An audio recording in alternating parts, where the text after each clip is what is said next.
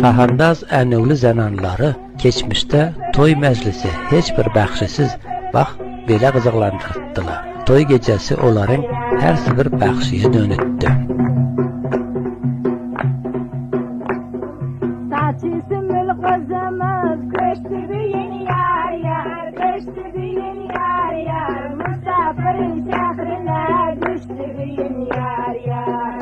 Toy davam edədi.